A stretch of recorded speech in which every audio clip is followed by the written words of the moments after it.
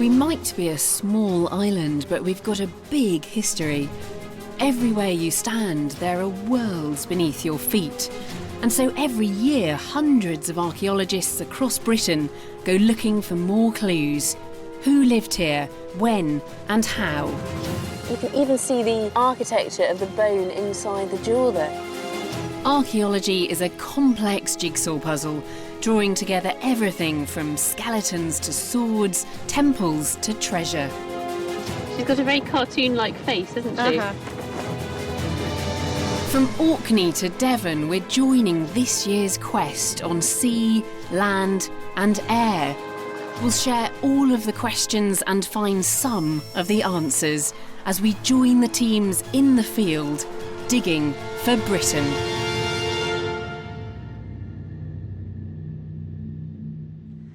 For me, the Tudor age conjures up images of magnificent kings and queens, daring adventurers, and an explosion of literature under writers like William Shakespeare.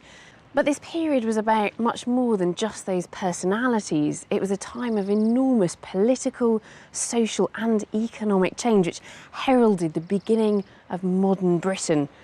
And I'm hoping that archaeology can offer us fresh insights into the Tudor world and even provide us with glimpses of the everyday lives of those who witnessed that momentous era. I'm searching for the vanished world of Tudor Britain. It's just beautiful. I get hands-on with discoveries at Shakespeare's house. I want to find Shakespeare's sock. I so want to find Shakespeare's socks. Learn about the popcorn of Tudor theatre. And investigate a mysterious wreck from this age of exploration and trade.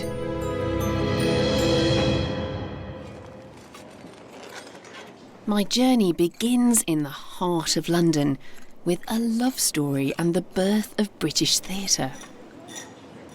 Romeo, Romeo, wherefore art thou Romeo? Perhaps the most famous line from the greatest love story ever written, and I'm sure, like me, you can remember the first time you read or watched Romeo and Juliet. But the very first time those words were spoken was here, at the newly discovered Tudor Theatre in London's Shoreditch. By a remarkable coincidence, as this site was being cleared to make way for a new theatre, the remains of a much older theatre were discovered. It wasn't just any old theatre, but London's original Tudor playhouse, where Shakespeare first became an actor and began his career. Morning, Joe. Hello. Good morning. Jo Lyon of the Museum of London Archaeology Service is supervising the dig. Her team have just 6 weeks left to excavate the site and learn all they can before it's covered over. So this is the very first place where Shakespeare worked as a playwright? Yeah, absolutely. And there's so much here. There's literally metres of Tudor archaeology. Really? This is, actually, it is the most important site I've ever done in my life. The dig is a real jumble of medieval, Tudor and later archaeology. A few bits of glass and pots coming out. And they think they've discovered the remains of a pub, which may have been part of the theatre complex. But what's really exciting the archaeologists lies in the far corner, the remains of one small but significant section of the theatre's floor. Now we're standing exactly as an audience member would have stood back in the day. We're standing at the back of the yard. You can buy a cheap ticket and go and stand in the yard and watch the play, or you can sit in the galleries. And you'll see that the floor slopes slightly in that direction, and that's on purpose so that you can have a better view. So that people at the back can still see over the heads of the people in front. And what about this wall here? Is this the foundations of a wall? So this is the edge of the galleries. The galleries would be coming up behind us, yeah, off of this foundation wall, and we'd be stood at the back. And that means the stage would have been sort of over there, perhaps 10 metres away from here. Isn't that amazing? 400 years ago, there were people standing exactly where we are, watching Shakespeare. Looking at a young William Shakespeare performing Romeo and Juliet. You know, for me, that's amazing. It does send a bit of a shiver down the spine, doesn't it? Yeah, absolutely. They're discovering fragments of pottery all the time, but amongst them are some really interesting objects, including this almost intact wine goblet, which dates to exactly the time of the theatre. That's really lovely. That's such a gorgeous colour. It could perhaps have been a stage prop or belong to a theatre goer. Just a couple of days ago, we had this amazing find, which is an absolutely complete jug. And there's not a flaw in it. There's no chip out of it, nothing. So they're called Bellarmine or Bartman jugs. Yeah. And they all have this bearded male face on them. Yes, which it's is, great. yeah, it's really distinctive. Isn't that amazing? I mean, it's just Yeah, it's beautiful. It's got fantastic such to a have a nice piece of feel that to it as intact. well, hasn't it? So what would this have been used for? What would have been in it, do you suspect? Beer. Beer. So possibly someone buying their beer, making their I way hadn't to the thought of that, theatre. but yeah, why not? It could work.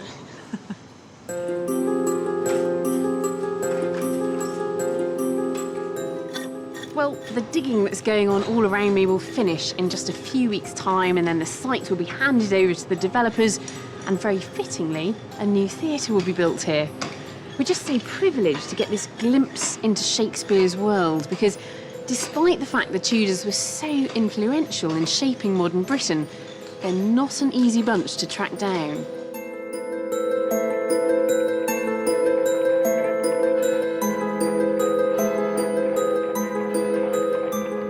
In later centuries, many of the old Tudor buildings fell out of fashion and were either completely renovated or pulled down, erasing much of our Tudor past.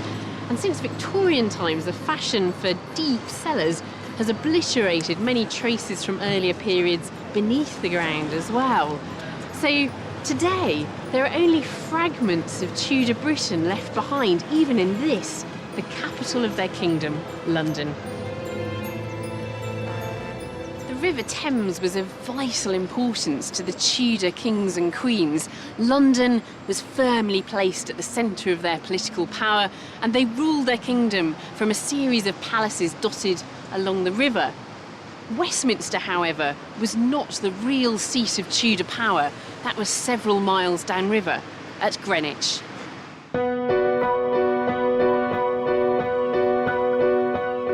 This palace was located on the riverfront, at the site of what is now Christopher Wren's iconic Old Royal Naval College. If I asked you to name a Tudor palace, chances are you'd say Hampton Court. But the palace that once stood here was much more important and much more interesting. But it's been largely erased from public consciousness.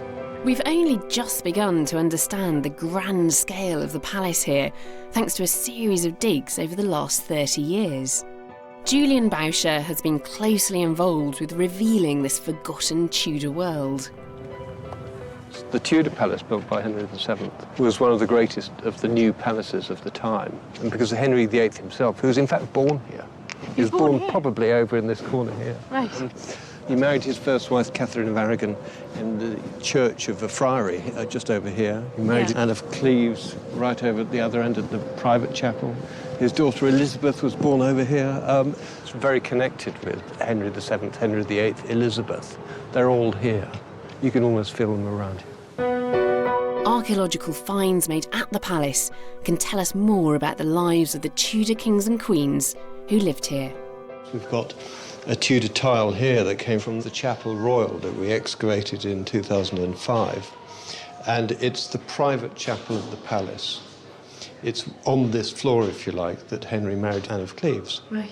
The Tudors used a potent new symbol to stamp their authority on Britain, the Tudor rose. That looks very Tudor to me, this rose. What is it? It's a lead cast decoration Tudor rose with even traces of gilt around the side, and there would actually have been these all over the ceiling. So these would have the been main colourful? rooms. Yes, Yeah. indeed, yes. It's a real stamp of Tudor identity, Absolutely. Saying, this is our palace, Greenwich Palace, the centre of England. We're here to stay. This is Tudor, this is us. There's nothing of those buildings remaining up here now, but down amongst the shifting mud and gravel of the Thames foreshore, there are tantalising traces of Greenwich's Tudor past.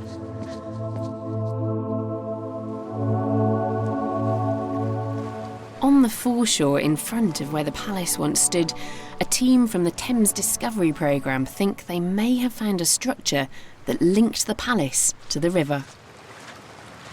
Leading the team is Natalie Cohen. Natalie. Hello. Hi. How are you doing? Good, thank you. So what have you got here down on the shore? We've picked up a whole series of timbers running along the front of this wall here.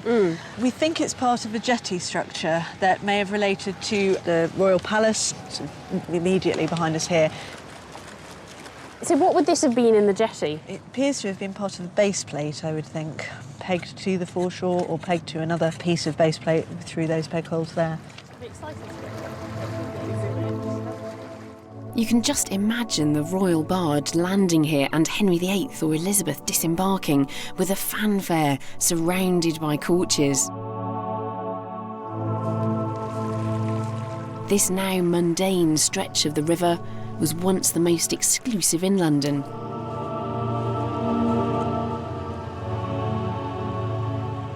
It's not just structures like piers and jetties that can be found here on the Thames foreshore.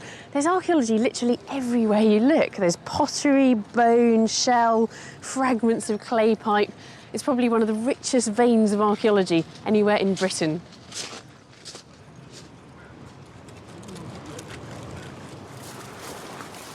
There are other people looking for clues here on the foreshore, the mudlarks. They have a special licence that allows them to dig for the historical objects that litter the Thames beaches. Over the years, they've made some remarkable discoveries. You might think they'd be using metal detectors, but in fact they work by hand because the sheer quantity of metal here makes detectors useless. We've got an Elizabethan fastener there. Yeah. If you can imagine on your jacket, this would actually fasten like that. Ah, like hooks and eyes? Yeah. It's a fastener. So that is actually So that's a fastener. Elizabethan? It's Elizabethan. And then on top of that, these are in abundance down here. These are Tudor pins. A woman of distinction had 1,000 pins on her. I think Elizabeth I had 2,000 pins on her. Now, Doing what? well, for hair, for clothing. Yeah. An Elizabethan ruff had 150 pins plus on it. And these are Tudor lace ties. So exactly the same as you get on your shoelaces. Oh, yeah. Like on jackets, on shirts and stuff, where you'd have crisscrosses of like leather thongs and stuff. These would be on the end, so they could be threaded. Well, the tide has come in now and covered up all of that archaeology on the Thames foreshore. It's disappeared, very much like Greenwich Palace itself has disappeared from public consciousness. But we know now, not just from history, but from archaeology too, that this was the spiritual home of the Tudors. Discover the past with exclusive history documentaries from History Hit and uncover the secrets of some of the most famous people and events in history. History Hit gives you access to a growing range of documentaries presented by and featuring historians at the forefront of research and debate. Whether you are looking to find out more about charismatic leaders like Cleopatra or to discover the story behind the Industrial Revolution, History Hit will have something for you. We also aim to bring you the stories and legends that shaped our world through our award-winning podcast network. Sign up now for a free trial, and Absolute History fans get 50% off their first 3 months. Just be sure to use the code AbsoluteHistory at checkout.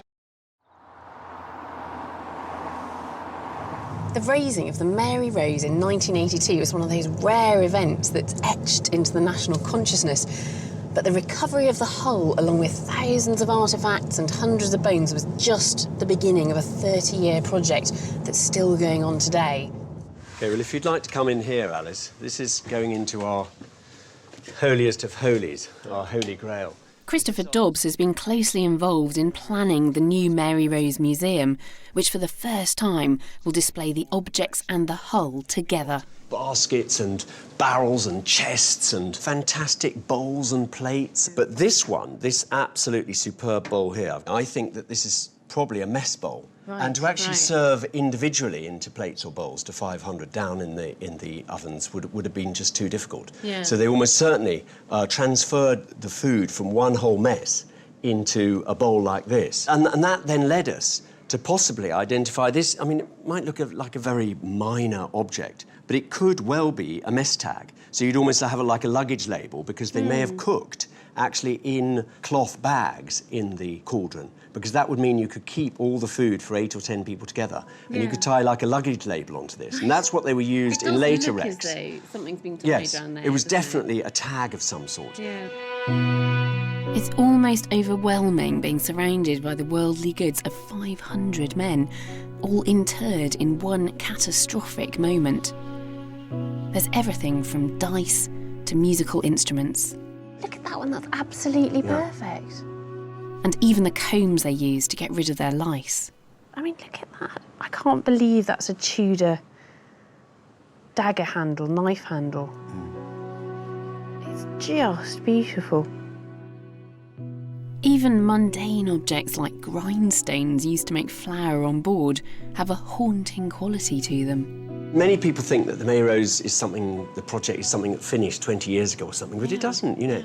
Daily we're finding out new things and new stories and being able to tell things in new ways. There's just a phenomenal number of objects recovered from the Mary Rose. Look at these beautiful longbows, there are hundreds of them. And of course, we don't just have the personal objects that these people carried around with them. We do actually have the skeletons of the people themselves.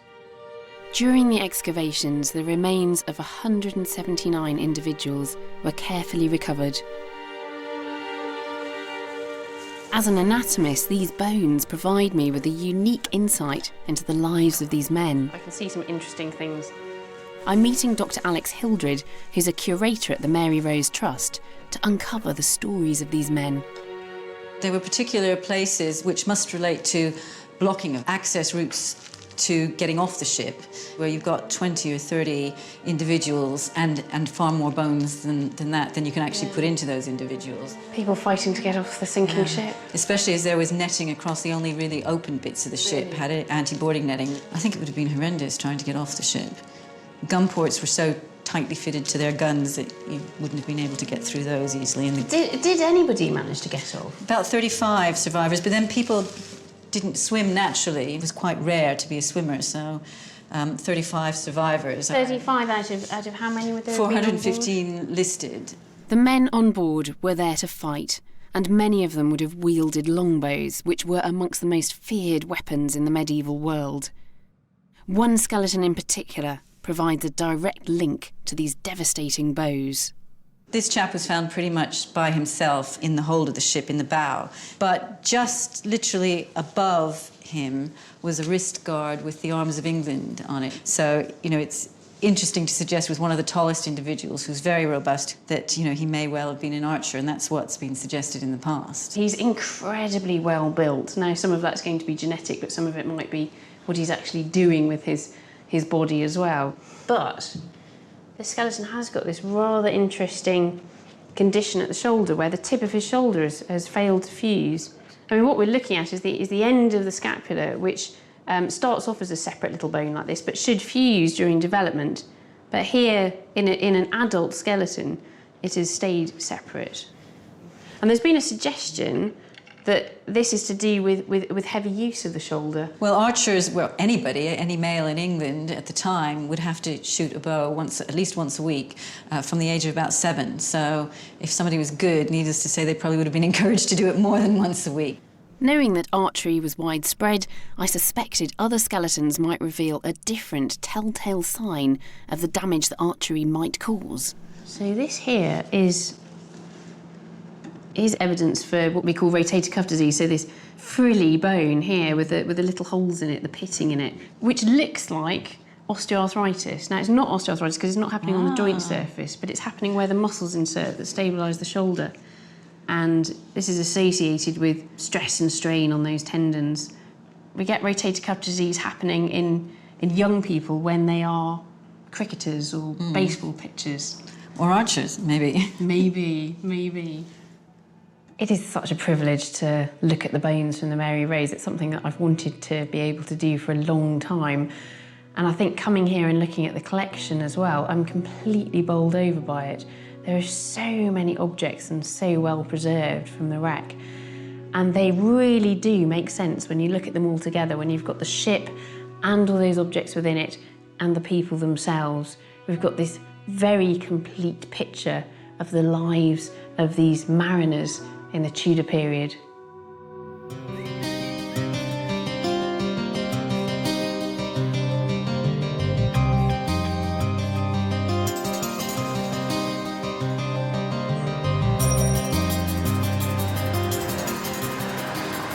I'm in West Wales on my way to the site of Strata Florida Abbey, which in its heyday in the medieval period was among the most important religious places in the whole of Britain. Strata Florida stood in the shadow of the wild and remote Cambrian mountains, far from the bustling towns and cities of Tudor Britain. It was founded by Cistercian monks, striving for a life of hard work and solitude. Not much of their great abbey remains today. All that can be seen are the desolate ruins of the abbey's once grand church and its famous archway. But in a field nearby, a team from the University of Wales Trinity St David have spent the last few summers slowly uncovering the remains of this Cistercian monastery.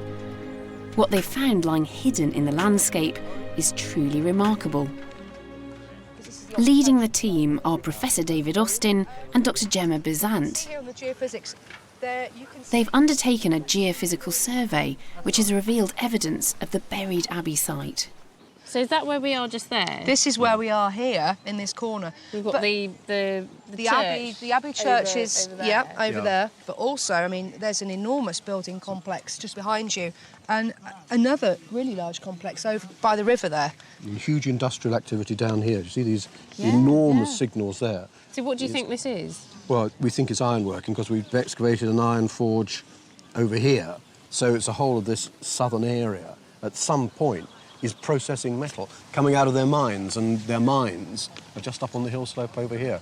It's amazing to think that this agricultural landscape was so busy. Yeah. It full of industry, full of people. Exactly. You know, this would have been a really busy place. This summer, the team are hoping to reveal the full scale of the abbey and also to find evidence of the great events it bore witness to. I hadn't realised how important Strata Florida was, but the whole of this valley would have been home to a massive monastic community, and we're just starting to get a real feeling for the extent of that from the excavations here. The excavations have uncovered the foundations of a huge stone building, which the team believe is the Great Gatehouse guarding the entrance to the abbey. Gradually, the dig has begun to reveal its original layout. You can just make out the plan of the building from the remaining walls.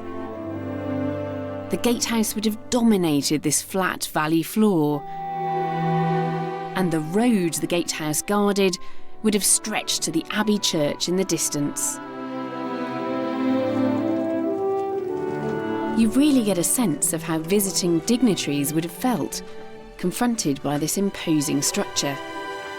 The gatehouse dig has yielded some evocative finds which hint at the piety of the monks who once called this place home. We've got a nice find from inside the gatehouse. This piece of bath stone that probably would have lined the archway. Yeah. And you can see here, if you look very carefully, an incised cross. Yeah. And it's almost like a good luck talisman. We think people would have just touched that as they passed through the gateway on their way into the Abbey Church. Other finds remind us of the great wealth the monks enjoyed, which they lavished on their grand buildings. Are these floor tiles here? These are floor tiles here, yes. You can see this nice one shaped like a griffin or a dragon, if you like. You can see the wings and the head. And we know it was an impressive building. It was a large building, so maybe it had this large, impressive floor. You tend to think of Cistercian monks seeking out solitude, finding some remote corner of the Welsh countryside. Now, it certainly is that today, but it wouldn't have been like that in the medieval period. And those monks were incredibly wealthy landowners, controlling all the agricultural land around here, as well as the lead mines. And the wealth they accumulated would be their downfall. After divorcing his first wife, Catherine of Aragon, Henry had set himself on a collision course with the Catholic Church. The Pope excommunicated the king, and Henry responded by declaring himself the head of his own church. The break with Rome was final. After Henry's schism with Rome in 1534, the time had come to finally crush the abbeys, which Henry's ministers had described as bastions of corruption and papal power. And rather conveniently, the king could seize the monastery's wealth for himself. Here at Strata, Florida, and across the country, the crown seized the monks' wealth and land. The king then sold off the monastery's assets quickly to free up much-needed revenue. The greatest beneficiaries of this process were the middling gentry, who now had the lands to create new estates.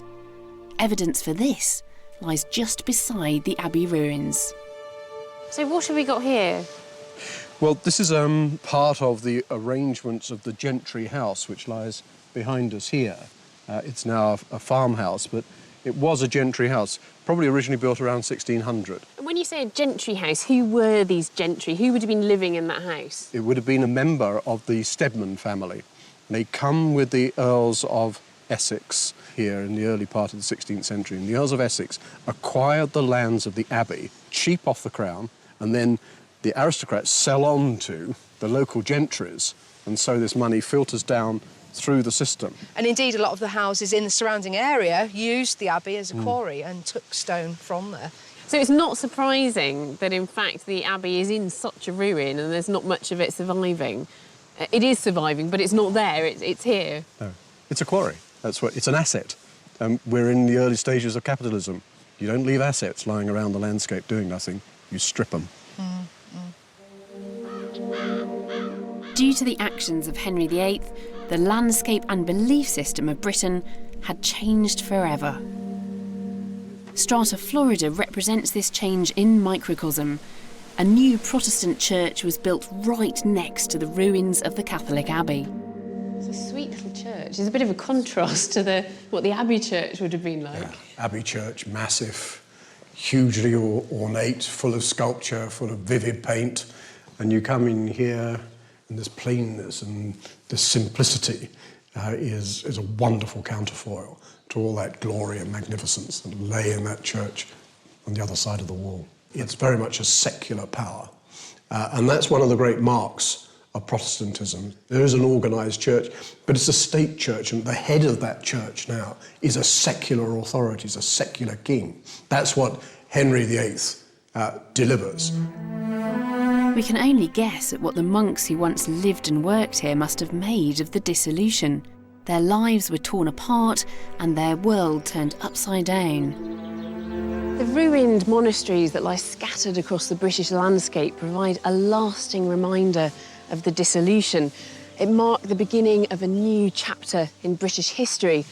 Not only did ordinary people find themselves living in a Protestant country, they also witnessed an unprecedented redistribution of wealth and land that would have far-reaching consequences for our island nation. It was during the Tudor age that we began to look beyond our own shores to the New World. After Columbus discovered America in 1492, waves of daring merchant adventurers set out on voyages of discovery to find new lands and boundless wealth.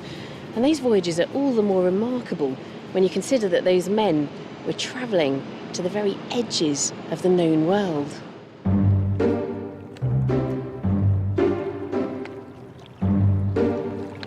The remains of one of these merchant ships is now being preserved at a saltwater lake in Portsmouth. Today, a team of divers is going to inspect it for signs of decay. Well, this is what we've got to do today, guys. Gustav Milne has played a key role in researching this ship. Time waits for no man. What are you waiting for?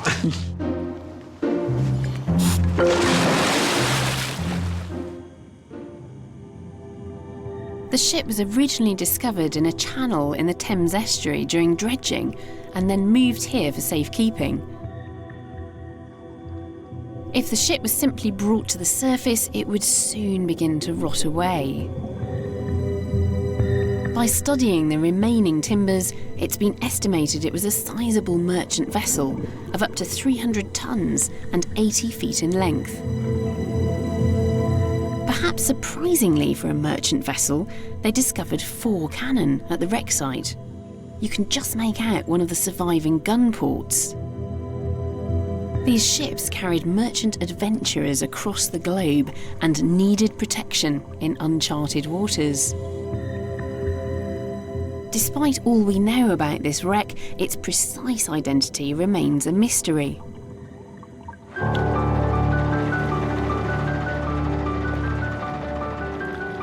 However, a vital clue was found on one of the recovered cannons. A team from the Royal Armouries, led by Phil McGrath, discovered an intriguing link with the most powerful financier of the Tudor age, Sir Thomas Gresham. The first thing that struck us was on the surface, quite clearly, we have the T and the G for Thomas Gresham. And then above that, we have the family crest in the form of a grasshopper. Gresham's legacy can still be seen in London's financial heart. The dissolution of the monasteries released a huge amount of capital into the British economy, and that money eventually filtered down to entrepreneurs like Sir Thomas Gresham. It was men like Gresham who would help create the City of London that we know today. He founded the Royal Exchange, which was the forerunner of today's stock exchange.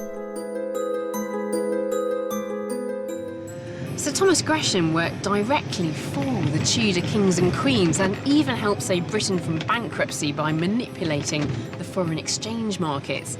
So the Gresham ship provides us with a tangible link back to the beginnings of modern capitalism.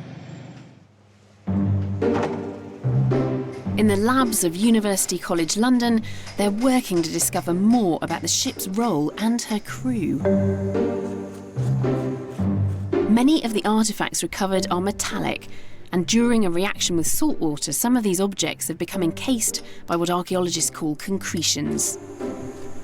By removing these concretions, the team hope to reveal the secrets of the Gresham ship.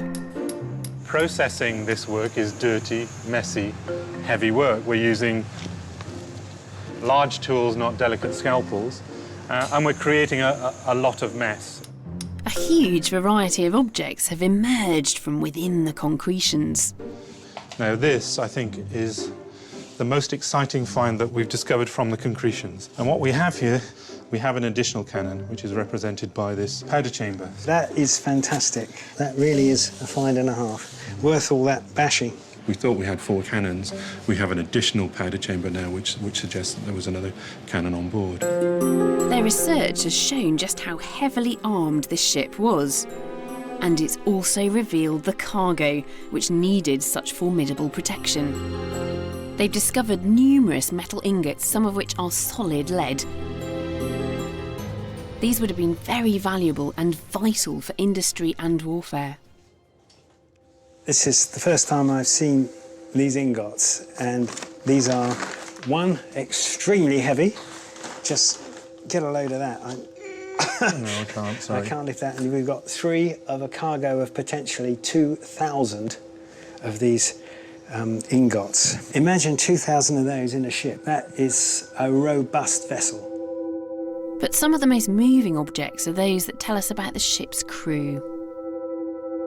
The small metal finds associated with the concretions, I think, have been particularly exciting. We have a couple of spoons, silver spoons, tableware, possibly from the captain's table. They're fairly high-status objects. So what do you make of this? Wow. Is this his candle holder? The other possibility is as a salt holder. The intriguing finds which the team at UCL carefully smashed out of those concretions provide us with a snapshot into bustling Tudor London. You can just imagine the Gresham ship sailing up the Thames, laden down with iron, tin and lead. These ships brought prosperity to the city, and they fuelled whole new sectors of the economy, like entertainment, which sprang up in a big way to help the Londoners spend their hard-earned cash.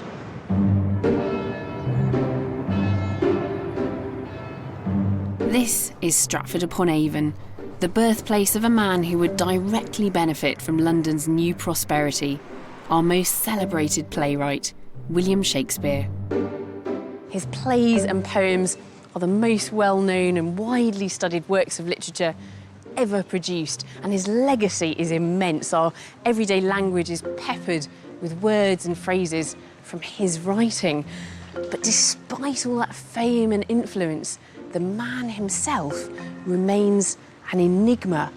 Only a few fragments of evidence survive from his lifetime.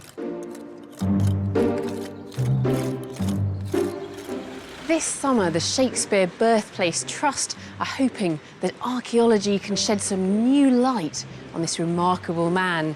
They're digging at the site of his last home, New Place. We're nearly at the first stage. Richard Kemp was involved in organising the dig and has brought me to the city's Guild Chapel. This medieval church would have stood right next door to Shakespeare's house, and today provides us with a fantastic bird's-eye view of the dig. Now, Shakespeare's house basically occupied this space. So what would the house have been like? Well, according to the historic sources that we've got a C-shaped house around an open courtyard. But there's not much evidence of this C-shaped house at the moment. No, there isn't, because the whole thing was knocked down in 1702 by the construction of a Georgian mansion. The area at the back of the site is exciting the archaeologists because it's here that the house's rubbish would have been buried. There's a real mix of archaeology here, and the team have found 14th century pottery right next to 18th century rubbish. An intriguing feature has emerged, a large, mysterious pit. Kevin Coles, the lead archaeologist on site, and Richard have conflicting theories as to what this is.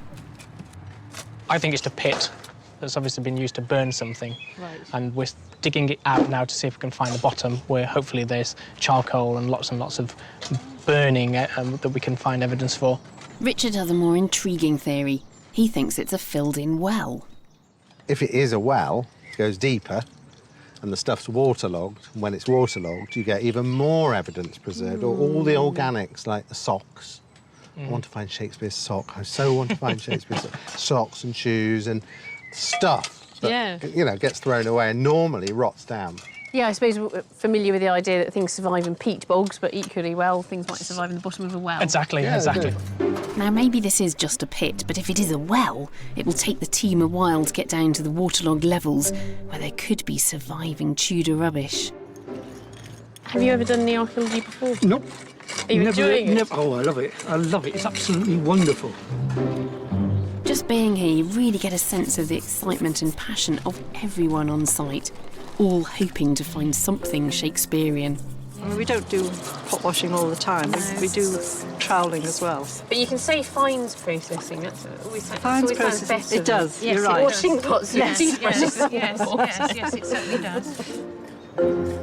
It pretty much gets no better than this, really. You normally dig sites which are Roman or Iron Age, and you can't really put yourself into the shoes of the people who lived and worked on that site. But the archaeology of this particular site is just all about one man, and it's his life and times, and you can really begin to feel you're linking to the person as we're excavating down through material which he would have walked on or threw away. Yeah.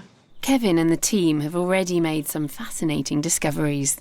We've got this stone roof tile here with the hole where the nail would have been to hold it in place, and that begins to build a picture of what the building may have looked like. So you've got fantastic yellow stone tiles on the top. We're also finding more sort of domestic household objects. Is that a plug? It is a plug. It is indeed a copper plug. Then we move on to more Tudor pottery now.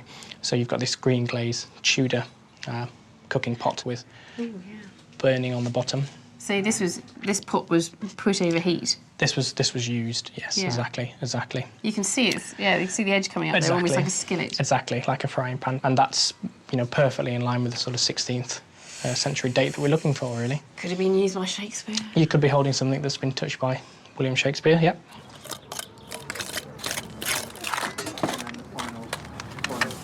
Shakespeare only lived here at New Place for around 20 years. Archaeologically speaking, finding traces of him is going to be like looking for a needle in a haystack, but nevertheless, it's so exciting to be able to dig here where we know he lived and where we imagine we might be able to get a closer glimpse of the bard himself. This site was first dug by the Victorians in a time before archaeology was a rigorous modern discipline. Rather intriguingly, they built a number of puzzling walls and sealed brick boxes to preserve what they found. You can feel the buzz of anticipation as the team prepare to open one of these boxes. Here we are basically excavating the cellar area. These are all these almost brick boxes. So we're just about to open the last one of them and see what we can find. Really exciting. So shall we? So it's like the opening of Tutankhamun's tomb. Almost. I know how Howard Carter felt. That's the side, I think. It's thrilling to think that after 150 years, its contents will be revealed. Snails have got in there. Snails? Well, not exactly like Tutankhamun's tomb, but there is something else in here. That's interesting. So, Kevin, what do you think we've got here? What I think we've got here is 1702 cellar walls of the property that replaced Shakespeare's house on this site. Whether any of these bricks are reused from Shakespeare's house, we'll have to look at. So these could be Tudor bricks, but they've been reused? Yes, basically the thinness of these bricks suggests that these were quite old. So these might be 16th century bricks, Tudor bricks. It definitely feels like we're getting closer, but Shakespeare seems to be just out of reach here at the dig.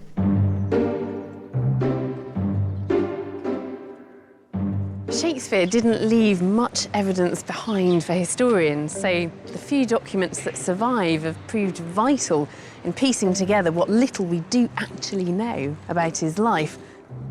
I've come to the Shakespeare Birthplace Trust archives to see a key piece of evidence that tells us both about New Place and the man himself. Dr. Paul Edmondson is a leading authority on Shakespeare's life and works. This is known as the New Place Fine, and it established Shakespeare's legal entitlement to the property, and which Shakespeare pays £60 for. And because the purchase deed was usually half the cost of the overall property, we suspect that therefore Shakespeare paid £120 for New Place. That must have been a decent amount of money back then. Quite a lot in those days. Just remember that a schoolmaster at that time earned £20 a year. It just kind of gives you the scale of the investment.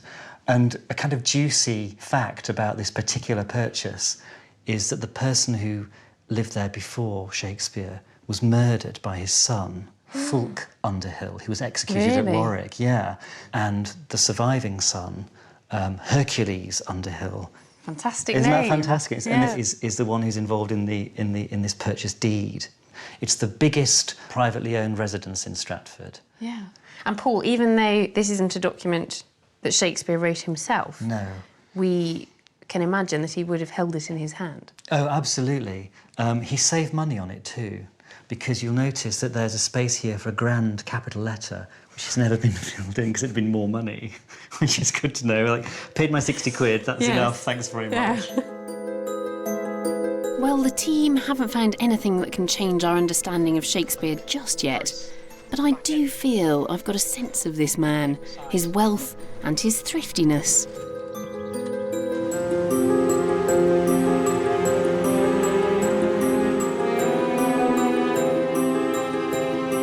And there's another place where clues about his life can be found.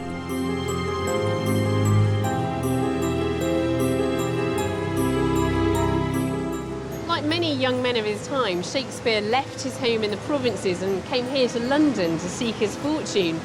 The streets weren't exactly paved with gold, but nevertheless, it was here, in the thriving city, that he made his name.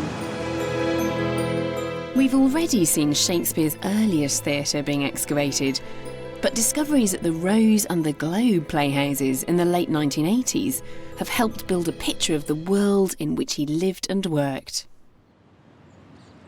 This very ordinary-looking building contains an extraordinary archaeological collection.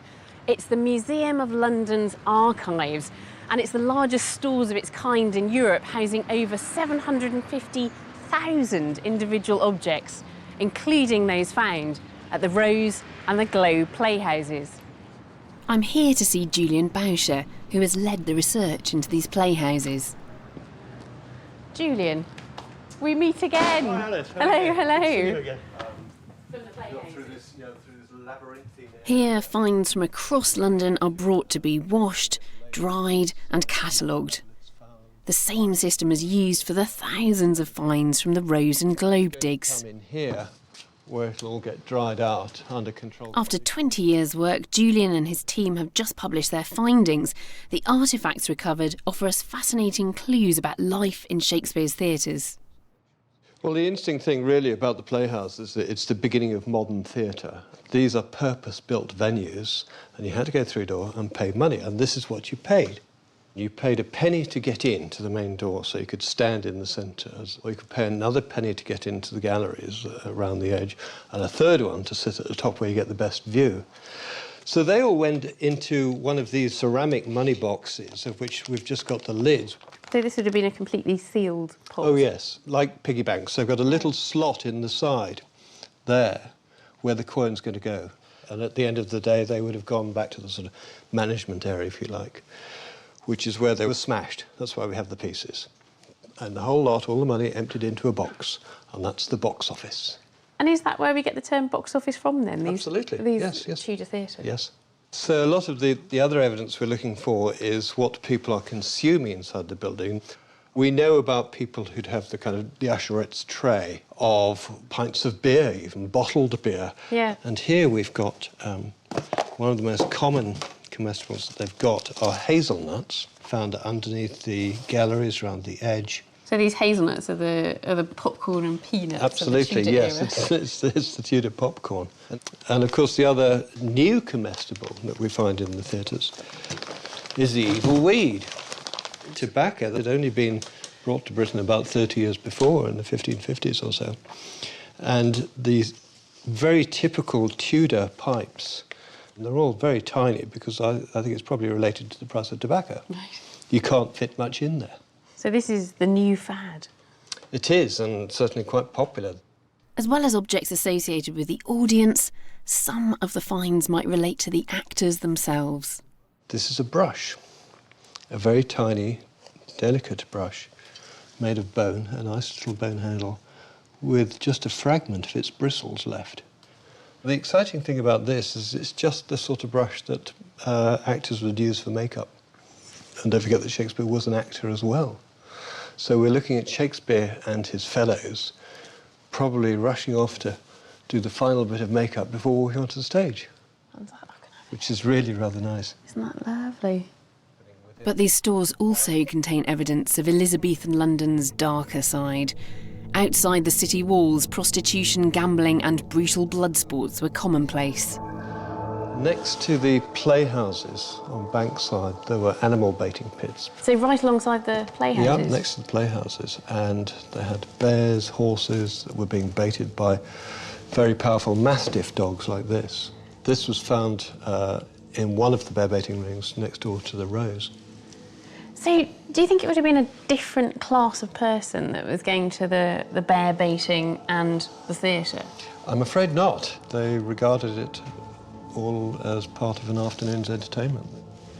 But one of the interesting pieces we found is a bone. It's a femur, the upper thigh bone of a European brown bear.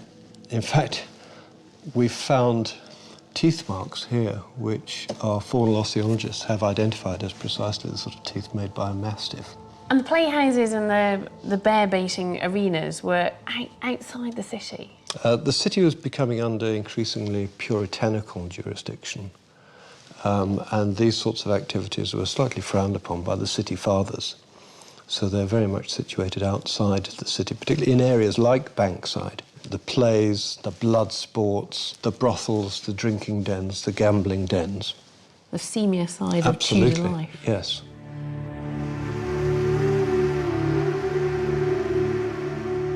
The archaeology of Tudor London gives us a real insight into the city during this period and allows us to peer more closely at all levels of society, from kings and queens down to the ordinary people. It's like Shakespeare's plays in that respect.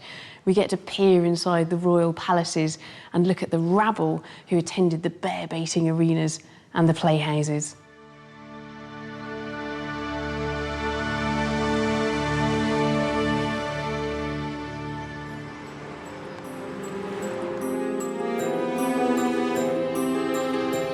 The digs and dives I've visited across Britain this year have allowed me to reach out and touch the men and women who lived during the Tudor age.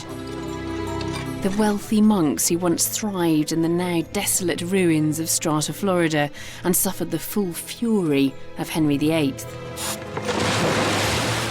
The newly rich merchants and financiers who sent ships and crews to trade at the edges of the known world.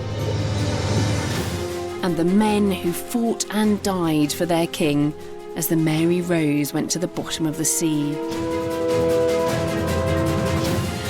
that amazing? And most thrillingly of all, Shakespeare himself. Sends a bit of a shiver down the spine, doesn't it?